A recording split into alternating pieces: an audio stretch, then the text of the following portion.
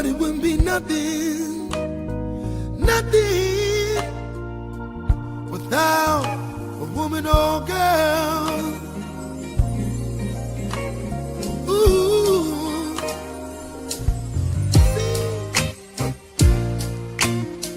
You know, everybody out there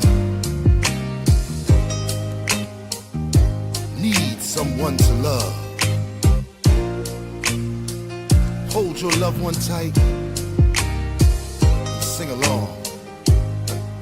When it's cold outside, girl, who are you holding? You be holding me. Well, light a candle. Tonight I'm in a romantic mood. Yeah. Let's take a shower together. I'll rub your body, you wash mine. Yeah. I was born by the river in a little tent. Oh, just like the river I've been running ever since. It's been a long time coming, but I know change gon' come. Oh, yes it will.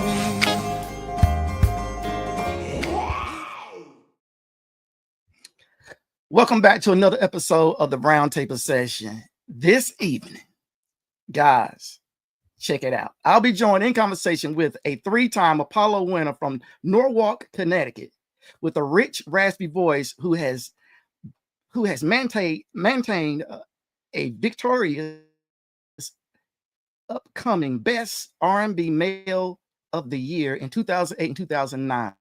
Has performed with Cisco, Sean Stockman, and Raheem Devon. You may have seen that video of them when they did The Secret Garden of Quincy Jones and covered songs from many greats as Sam Cooke, James Brown, as I said, Quincy Jones, Bobby Womack, Teddy Pendergrass, and now Gerald Levert. With 2 albums in his catalog, Living Legend and OW Sings the Classics. Right now, we have sitting at the table one of the world's greatest singers, songwriters, and producers of today.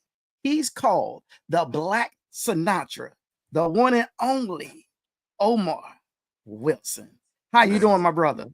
Oh, man. Well, first and foremost, man, that introduction was a visual masterpiece.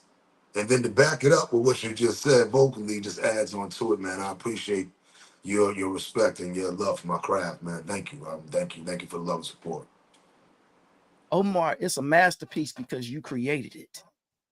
All we did here at Urban Voice Media is just snipped and put a little love to it, man. But you created a lot of love. This journey you're on right now, brother. It grabbed me about 3 to 4 months ago. I was connected with some other PR guys, and they said, "Have you heard of Omar Wilson?" I'm like, "No, I ain't never heard of him." He said, "Yes, you have. He did Sam Cooke's A Change Gonna Come." And I'm like, there's a lot of guys doing that. And I'm like, once I seen the video, I'm like, this dude is special. Special. Norwalk Norwalk, Connecticut. Where exactly is that, Omar? It's like the southernmost tip of Connecticut. I'm about like 20 minutes from the Bronx, 30 minutes from the Bronx. You know, it's the tri-state area. And I was born there. I left at about like 18, 19 years old and started my journey on music. But yeah, it's right, tri-state area, Norwalk, Connecticut, New York, New Jersey. You know what's weird? You said you started your career around 18. I read where you were trying to do rap at one, well, not trying, but you were doing rap at one time, and you came to North Carolina? Yes, sir. I was born at 6 years old. My mom put me in church. 7 years old, I started singing soul. Oh, something went down on his camera. We'll get him back. We'll get him back momentarily, ladies and gentlemen. But if anyone who's watching this and they missed the introduction, we're now having this wonderful conversation with Omar Wilson. When he come back, ladies and gentlemen, he's back up with me now. Here I'm back. Are you fine, brother? Hey, you know what? But I can't hear you. Hold on. Can you hear me? I hear you, brother. I hope I can't hear you. Uncle I can't E, hear you. You still can't hear? I'm trying. All right. Ladies and gentlemen, this is funny. And the reason why it's funny to me is because Omar had a conversation with Eddie Levert Sr. And in that conversation, as soon as they introduced him, he went out. Eddie was like, well, did I scare him away? You know, what happened? It's just me. And then he finally come back and everything. It was hilarious. Ladies and gentlemen, if you get a chance, type in conversation with Eddie Levert Sr. and Omar, and you'll see what I mean when I say he left. Here we go.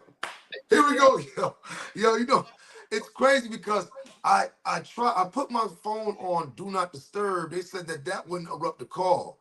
And with StreamYard, if the call gets interrupted, the microphone shuts off. I have to actually go back out and come back into the studio for you to hear me. I've learned that from dealing with StreamYard on a couple of occasions. So could you hear? You can hear me, but I can hear you. Yeah. We got you. We got you up. Yeah. So where you left off? You talking about North Carolina? Coming to North Carolina. All right. So boom. So yeah. So at about 15, 16, my cousins had a rap group. 3 of them, they were in the group, and the rap group was called the Lost Souls, and they were in North Carolina. The producer was in North Carolina at the time because I think the producer had went to like Central, North Carolina Central. So I went down there to Durham, North Carolina, to record one record with them. The producer and the engineer loved me so much. They was like, you know, we need you to move down here so you can be a full part of the group. And we put out the one album. It was The Lost Souls. It was called Soul Talk. And that's how I acquired my writing skill and my love for writing. It actually came through writing rap songs, and then it transitioned into writing hooks for the rap songs, and then into writing full songs for myself. So prior to that, you weren't doing any writing. You were just rapping at that time. Well, I mean, I was writing my lyrics for the rap verses, so that was the initial spark of just writing my own stuff and penning it. And then I actually wrote my first song over a Nas beat. So I was writing songs over rap beats at that time, and that was kind of my thing, my niche. But yeah, that's what thrust me into writing my own songs and kind of finding my path of who I am. Omar, going back to you starting out, you started singing at 6, right? Yes, sir. And I read where it said when you would sing solo gospel numbers, you would see adults in the audience crying. How did that make you feel, man? It's crazy because initially, and I'm going back to that time as you're talking. Initially, I thought I did something wrong because the response was so intense that, of course, as I grew up and went through struggles and understood that's just you letting out the pain to acquire the light. You know what I'm saying? But at that time, watching someone almost pass out or yell or scream and throw their hands up, I was like, am I doing the right thing? And then my mom had explained to me, this is just how God moves people when someone that is gifted speaks, sings, or gives his words to the world. So once I understood the power and how it made people feel, at the end of the day, it would make people feel better about themselves. So that was the initial spark. Once I knew I was doing the right thing, it was just putting a smile on someone's face making them jump around and feel the way I've always felt. Like, I felt good by helping people smile. Mm-hmm. When you switched everything over from rap to R&B, was it some hip hop R&B artists out there that you were like, wow, I wish I could be a part of that group, or I would love to sing with them? When I switched over, no, because I think it was more about me trying to figure out who Omar Wilson was as a singer and songwriter, and Mm-hmm. now true live performer. Because so I went from North Carolina to Atlanta. I lived in LA for a minute, and then I moved back to the tri-state area, and I started performing at showcases in like the early 2000s. So really, that was my like boot camp for acquiring my sound, figuring out who I was as an individual. And shout out to New York Mm-hmm. City because there was so much talent everywhere, every borough, Right. everywhere showcase I went to, there was talent. So you had to pull out what made you special as and hone that skill, or no one would even listen.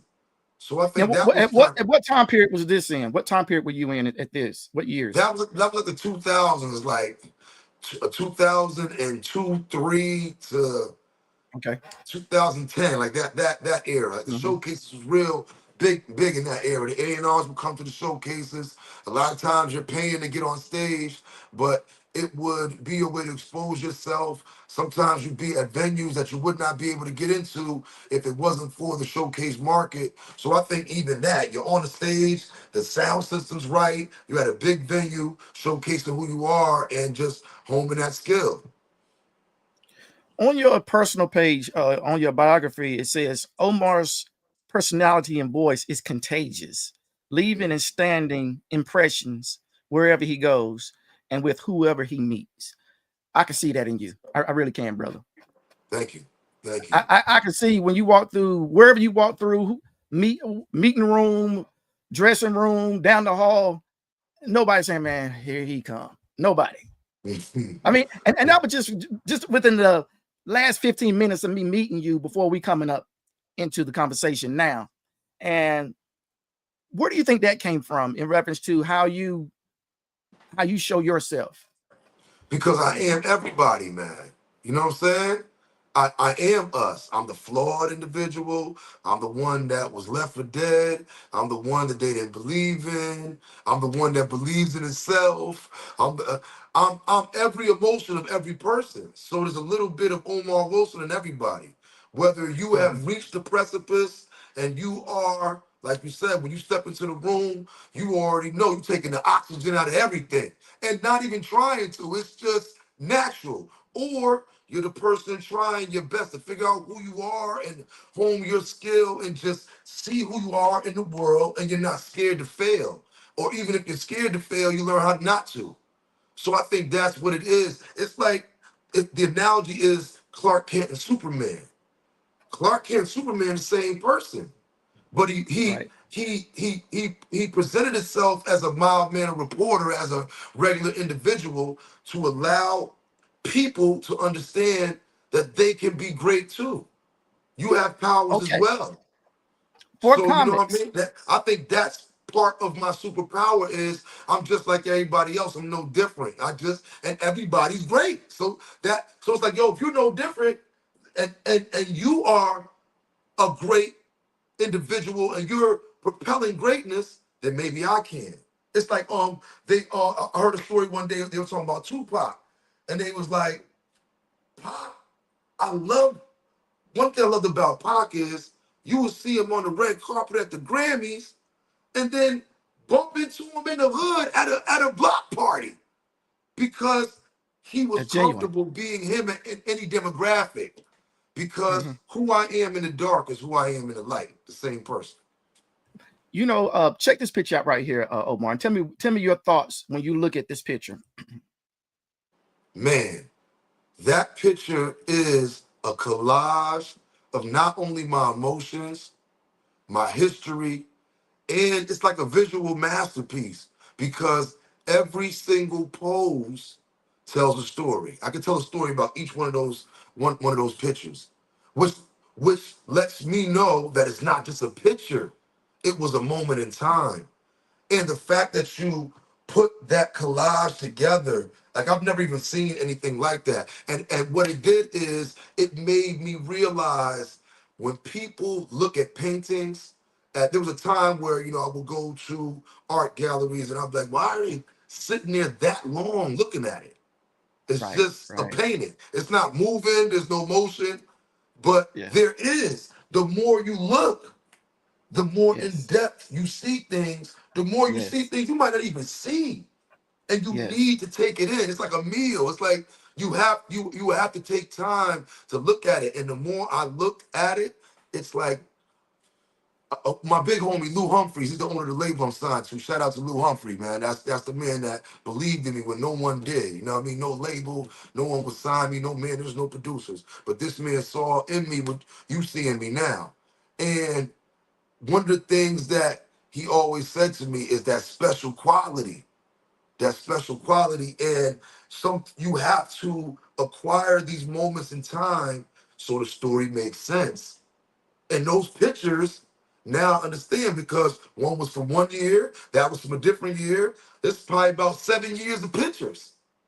But they all help tell the story, and now put together, it's a masterpiece. So that's what I believe I see. When they sent that over to me, they say, "Look what we created." I was like, "That's Black Sinatra." Oh my God! If I can't tell everybody how you come about the name Black Sinatra. The name Black Sinatra chose me, man. The Black Sinatra was a name that Frank Sinatra gave to Sam Cooke. He was known as the Black Sinatra because he held the same power, the same stature. He just was a black man, and you already know how it's been for us. And shout out to Frank Sinatra because he was one of the only non-black men that moved like one and held our respect as high as the respect of any other race. Listen, an Italian at that time when no one was really trying to give black people respect. They didn't even want us in the venues. And he made sure that not only did he acquire Quincy Jones as musical director, he had mostly all black musicians, and his love for us was evident, even when his peers didn't think otherwise. So I think I was watching a movie and I heard them call him that, and I was like, oh man, that fits who I am. Like, not a persona or I turn into a magical person. It felt right. Like, and when I found out who it was, it's a badge of honor as well. So it's an honor for me to carry on the legacy of that name and represent it in the correct way, especially because I do renditions of Sam Cooke's records. And you're doing well. Very, very well. Thank you, sir. You also do, like in the intro, it started out with James Brown, It's a Man's World. Yes, sir. We have a clip here with Luciano Pavarotti. Oh, the Pavarotti version. Amazing. And I'm gonna play this, and when we come back, I want you to tell me what's your thoughts when you see this right here with him and James. Check it out, y'all. Oh, this is a man's world.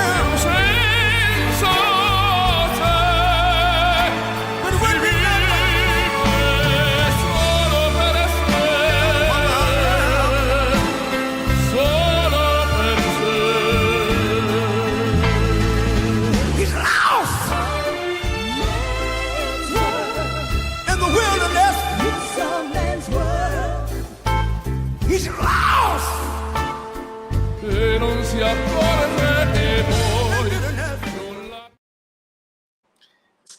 Could you see yourself, or would you like to see yourself on stage singing with someone like Luciano? Are you kidding me? First of all, just to see that union of vocal power.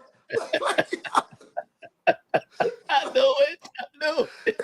It's like Michael Jordan playing himself. Like, And then Man, to see the kaleidoscope of people. Come on, man. That's what music is about. It's about, even if you do not understand the language, you feel the vibration.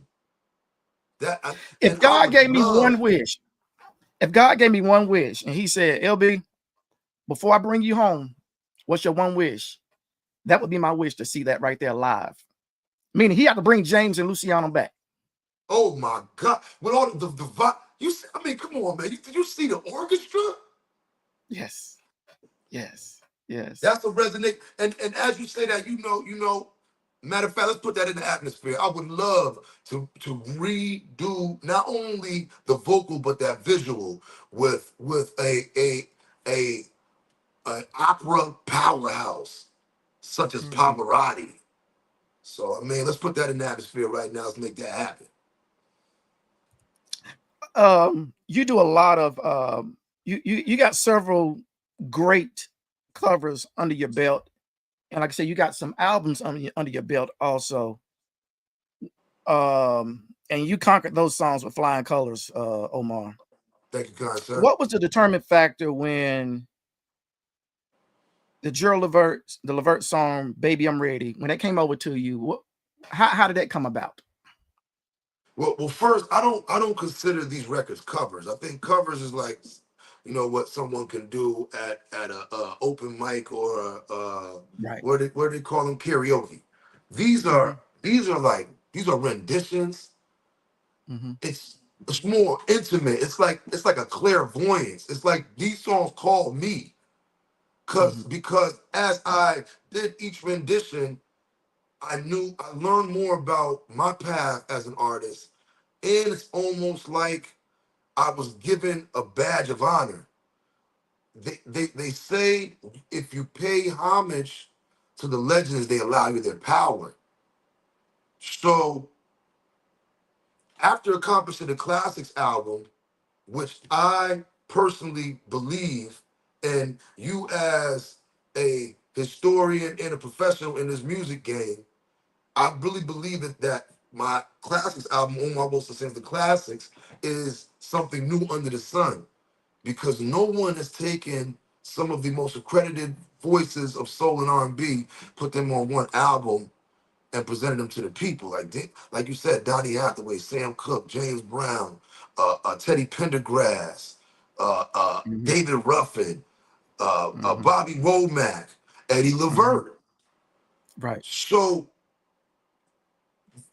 this record, Baby I'm Ready, I had wanted to do for a while. I told Big Homie Lou about it like about a year ago. I was like, yo, I love this record. And I had did, most of the renditions I did was from the 60s or 70s. I said, like, this is more of a 90s record.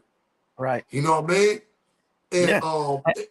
and plus, once again, I never was really big on retaining songs.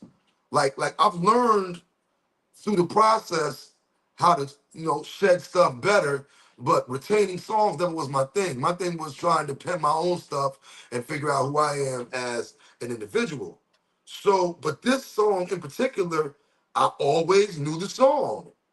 Even like coming up as a kid, it was just one of those songs that always stuck in my spirit. So when I started singing it to Lou, he's like, in the beginning of us even doing these renditions, he was like, what is special about you is you don't understand the difficulty it is to sing these songs. So you're just singing them. You just without understanding the level of difficulty, because at that time I'm just like, I'm just banging out stuff until I did my research on all these brothers and realized Mm-hmm. like it's like nearly impossible to sing. So with this song, we had the Andy Stone record, God rest the icon that is Andy Stone. So my song Get to Know You Better, it had went number one like 2 weeks in a row, doing phenomenal. The record's doing phenomenal. And it's probably about a month into that record doing this thing. And then one day he called me, he's like, check your email. Check my email, and it was the beat for Baby I'm Ready. I'm like, yo, man, we've been asking you to do this record forever. He's like, well, I feel like the time is right now. And Right. went in there like a week later and banged it out, man. And just That's a prepared it. 35-year-old song that when everyone hear it, they're gonna say you did your thing. And the Man, reason why I say they're gonna say it because his father said it. And I'm gonna play a clip. It's an audio clip I'm gonna play of a conversation you and Eddie had. And when we come back, I want you to tell me how you feel now about that conversation. Guys, check it out. no risk, no reward. Roger that. And I That's believe right. the music industry has been trying to kind of hide me for so long. I know that I had to do something so risky that it either was going to make or break my career. Right. And I'm Yeah. glad and I'm thankful to God that I'm here right now with the confirmation that I did the right thing, man. So thank both of y'all, especially you, Big Eddie. No, and look, it's like this, Omar. If you don't take a chance, if you no risk, no glory. Yes, You know, sir. you have to do something that maybe shake up the world. You know what I'm saying? And you probably shook up a lot of Gerald Levert fans by Man. doing "Baby I'm Ready," and so this is one of his premier songs. And you know, you the what I liked about it, you didn't deviate from what the song is. You just sang the song, and you made it. It became Omar's song. It's still Gerald Levert's song, but it became your song because you just sang it. You know what I'm saying? And that's what I liked about it. You didn't try to do too much.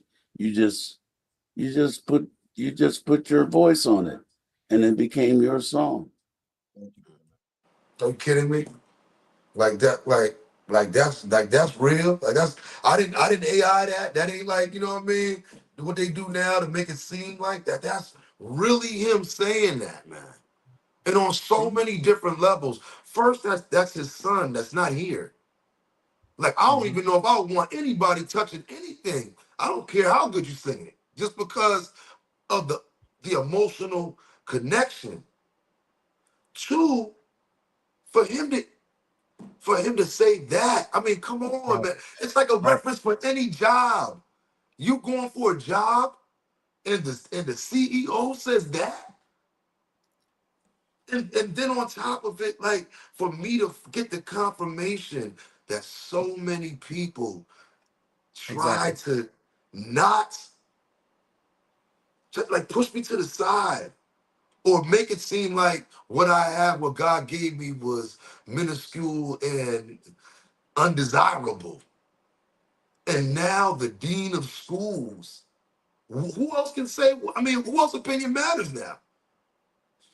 No one's opinion other than No God. one.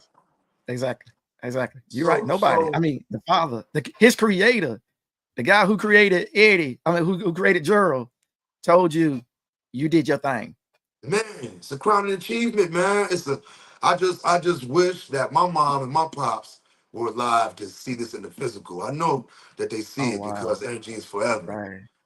But for them to That's see it awesome, in the man. physical, man, that finally, man, there's not a person on this planet that can go against me saying, I am great.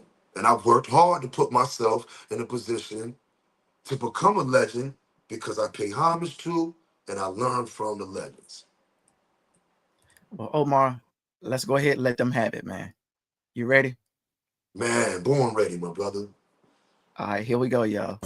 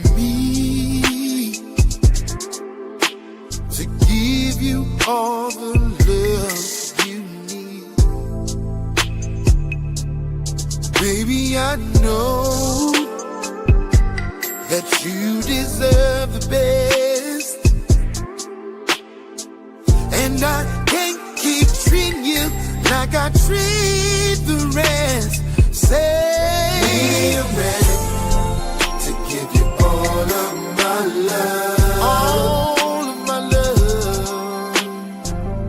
Girl, I'm tired of playing games. So many girls I can't even name. Baby, I'm ready. Baby, I'm ready. All of my love, yeah. Baby, not just a little bit. I wanna give you all of it. Baby, I know that you need morning, noon, and evening love. And I just ain't been giving you my time. Girl, I wanna give you every little bit, every little piece, every little part of me. Show you my love, it can't be beat, no baby. Baby, I'm ready to give you all of my love. This is yours, baby.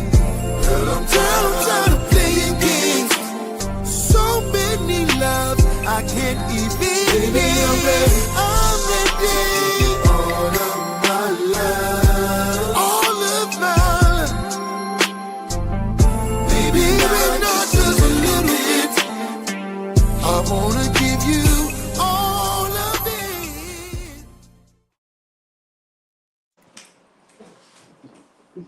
Omar, did you sit down and do take after take, rehearsing that, or you just said, all right, I got all the words right, let's go to the studio and do it? One take. Come on, One bro. take. Don't One play with me, take. Omar. Come on, man. Come on, One man. take. Yeah. And it's crazy because that day in particular, I had a sciatic episode. Oh, And I man. think it was because I was deadlifting. And yo, I could, and this is my word. I got the video to prove it. I couldn't even stand. I only stood during the performance, me singing it. The most of the time I was sitting down. Wow. Hurting. But I knew in my spirit that record had to be done then. Like even big homies, like if you wanna wait and we'll do it next week. I was like, nah, let's do it now. Let's do this. Let's do this now. It's almost like I guess maybe I don't know if the pain made me just focus even more, but nah, that was done in one take. I mean, we did like he did like 3 runs of each verse, so he could pick whatever. But nah, that was Mhm. no sir. Ladies and gentlemen, please go to YouTube and you can find Omar Wilson on Instagram, Omar Wilson 1, Facebook, Omar Wilson, on X, Omar Wilson, and on TikTok, Omar Wilson King. Please go subscribe, follow, buy his merch.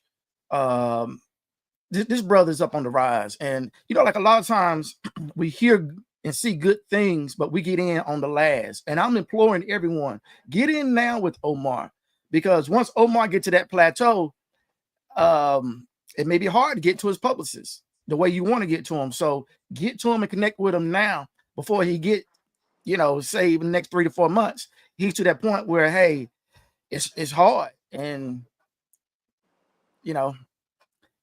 gigs, are you doing anything right now as far as shows? Yeah. I actually just I had 2 shows in Atlanta for Labor Day weekend, man. Shout out to the City Winery out there in Atlanta. I did the R&B brunch out there. It was amazing. Then after that, I did the Taste of Soul Festival. That was out there overlooking the Mercedes-Benz Stadium. That was amazing as well.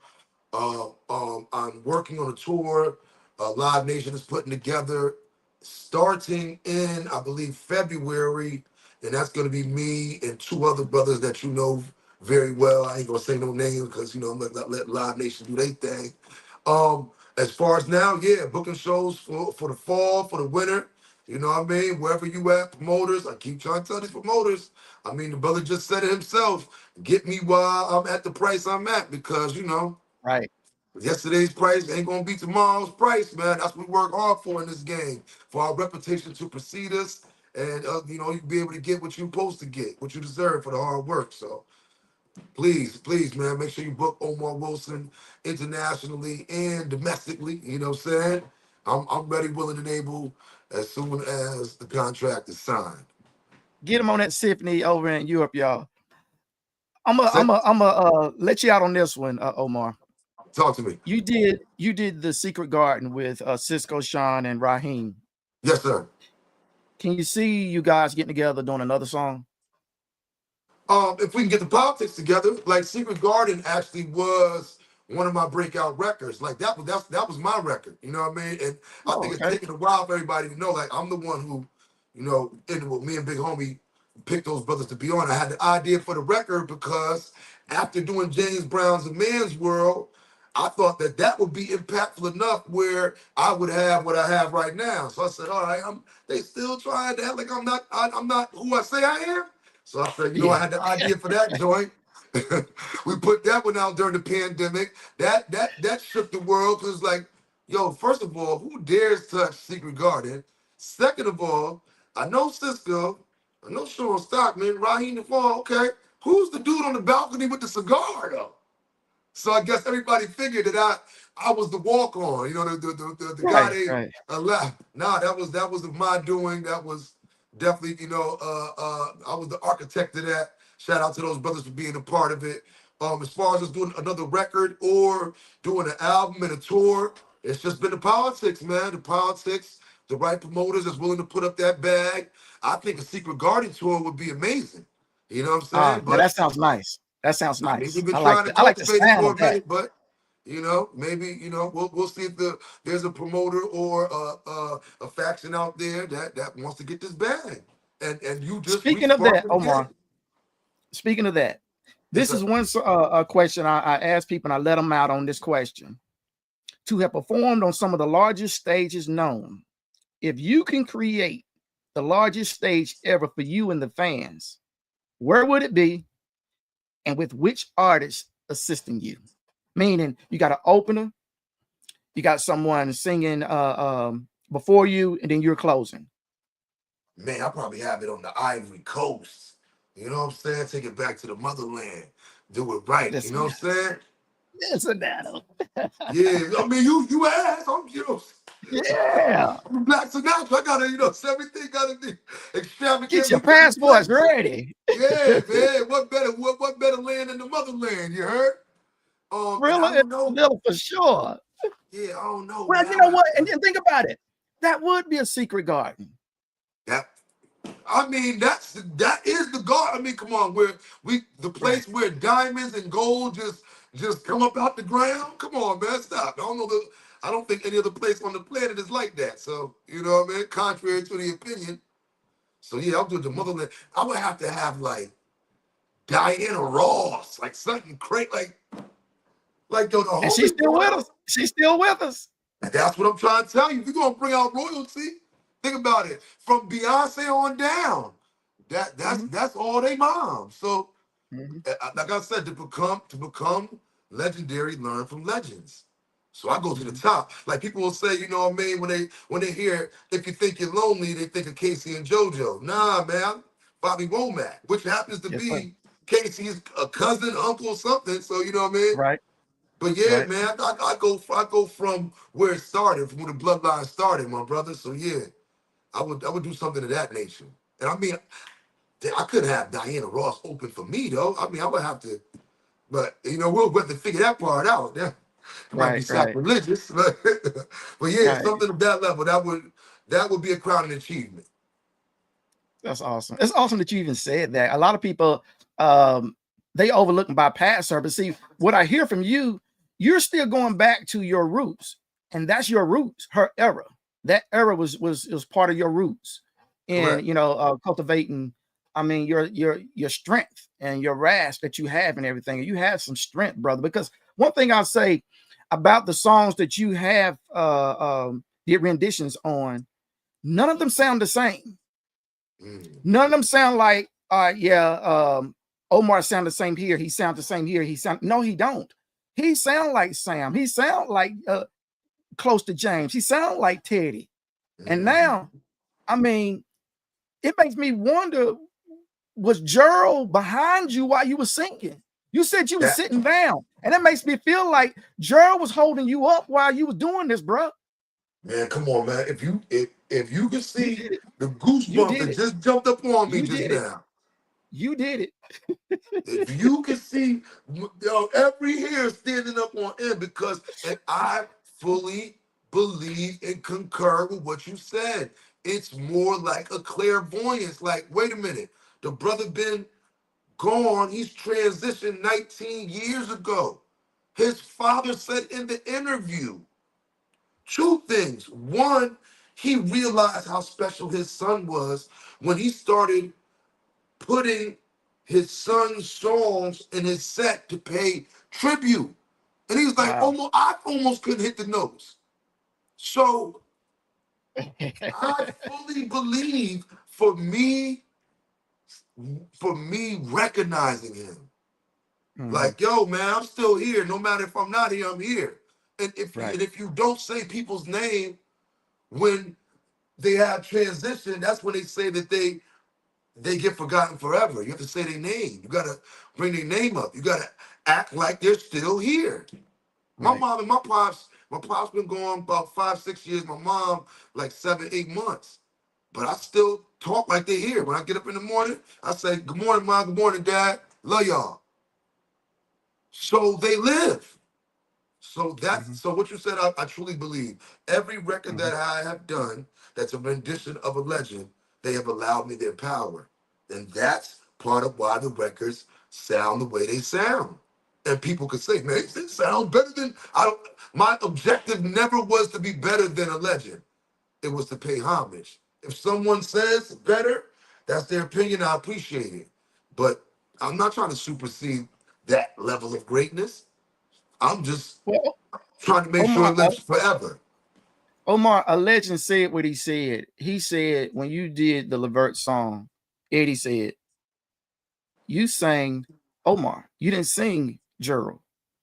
And Mhm. if it sounds close to Gerald, those notes are similar, the tone is similar to Gerald, it is what it is. But he said you didn't add nothing. No, he said you didn't add much and you didn't take nothing away. Mm-mm. Now that Mm-mm. means a lot. If you didn't add much, you most definitely didn't take nothing away. Wow. Ooh, you hit me again. You just Omar, hit me again. ladies and gentlemen, purchase Omar's music at Apple Music, Amazon Music, and Spotify.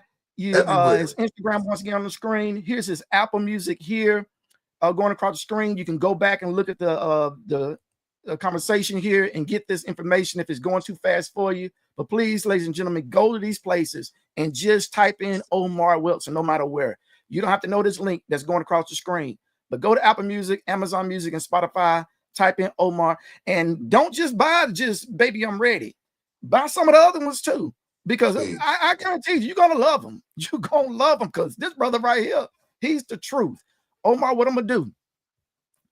I'm gonna let you take us out and let you talk to the audience and everything. I don't care what you say, but brother, I love you. I respect you. We need you. Keep doing what you're doing, and I'm looking forward to having you back again. If not here, maybe in person next time. But brother, the wheel is yours.